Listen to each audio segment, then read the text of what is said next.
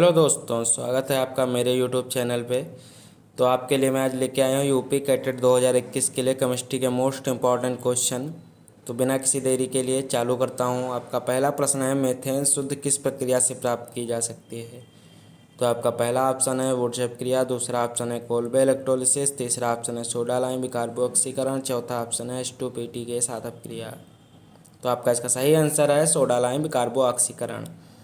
आपका दूसरा प्रश्न है, यदि मीथेन और एथेन की संवहन स्थैल्पी क्रमशः 320 तथा 520 कैलोरी है तो सी बंध ऊर्जा होगी। तो इसका पहला ऑप्शन आपका 80 कैलोरी, दूसरा ऑप्शन 40 कैलोरी, तीसरा ऑप्शन 60 कैलोरी, चौथा ऑप्शन 120 कैलोरी। इसका सही उत्तर होगा आपका 40 कैलोरी। आपका तीसरा प्रश्न है, समान दाब व ताप पर एक छोटे जेट के द्वारा समान दर से निःसरित होने वाली गैसों का युग्म है। बेटा बहुत इंपॉर्टेंट क्वेश्चन है ये, ICR, UBHU और नीट तीनों में पूछा जा चुका है। तो आपका पहला ऑप्शन है NOCO, NOCO2, NH3, PH3, NOC2H6। तो आपका बेटा चौथा ऑप्शन इसमें सही है NOC2H6। आपका चौथा प्रश्न, कौन सा तत्व आद्य अवस्था में बंध नहीं बनाता है। बहुत सरल क्वेश्चन है बेटा, आपका बहुत सरल ये क्वेश्चन है। पहला ऑप्शन है P, दूसरा ऑप्शन है C, तीसरा ऑप्शन है BE, चौथा ऑप्शन है N। तो आपका इसका सही उत्तर है BE। अब आपका बेटा पांचवा प्रश्न जो BHU में आया है, कोयलाइडी कणों की यादृच्छिक गति कहलाती है। तो बेटा आपकी पहला ऑप्शन है अपोहन, दूसरा ऑप्शन है ब्राउनियन गति, तीसरा ऑप्शन है विद्युतीय परासरण, चौथा ऑप्शन है टिंडल प्रभाव। तो इसका सही उत्तर होगा बेटा ब्राउनियन गति।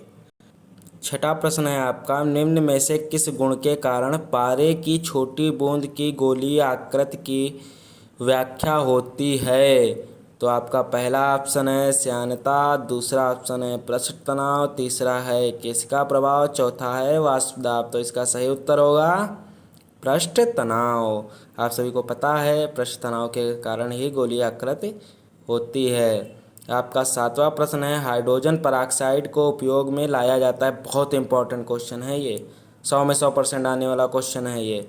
आपका पहला ऑप्शन है ऑक्सीकरण के रूप में, दूसरा ऑप्शन है अपचायक के रूप में, तीसरा ऑप्शन है अम्ल के रूप में, चौथा ऑप्शन है ऑक्सीकारक, अपचायक व अम्ल के रूप में, मतलब तीनों के रूप में। तो बेटा आपका चौथा ऑप्शन ही इसका सही है। आपका आठवां प्रश्न, CH6H14 की कितनी संरचनाएं संभव हैं। तो आपका पहला ऑप्शन है 3, दूसरा ऑप्शन है 4, तीसरा ऑप्शन है 5, चौथा ऑप्शन है 6। तो इसका सही उत्तर होगा आपका 5 संरचनाएं संभव है C6H14 की। आपका नौवां प्रश्न, निम्नलिखित में से कौन सा यौगिक संभव नहीं है। तो आपका कौन सा यौगिक संभव नहीं है। पहला ऑप्शन है आपका KL3, दूसरा ऑप्शन है CCl6-2, तीसरा ऑप्शन है NCl3, चौथा ऑप्शन है NH4+। तो आपका इसका सही उत्तर होगा बेटा CCl6⁻²। आपका आखिरी और बहुत ही इंपॉर्टेंट क्वेश्चन, पोटेशियम नाइट्रेट को क्या कहते हैं, मतलब पोटेशियम नाइट्रेट का दूसरा और क्या नाम है। तो आपका पहला ऑप्शन है मोहर लवण, दूसरा ऑप्शन है जिप्सम, तीसरा ऑप्शन है इंडियन सॉल्टपीटर, चौथा ऑप्शन है चिली सॉल्टपीटर। तो आपका तीसरा ऑप्शन बिल्कुल सही है, इंडियन सॉल्टपीटर। बहुत ही बेटा इंपॉर्टेंट क्वेश्चन है ये, इनको ध्यान से पढ़िएगा, बिल्कुल एकदम रट लीजिएगा। इनमें से आपको क्वेश्चन ज़रूर मिलेंगे परीक्षाओं में। और आपका यूपी बोर्ड वालों का आज रिजल्ट आने वाला है, आपको बहुत बहुत बधाई, आपका अच्छा रिजल्ट आएगा। मेरी यही शुभकामनाएं हैं आपको, और आप अच्छा करें यूपी कैटेट में, यही मेरी तरफ से आपको बधाई हो रिजल्ट आने की।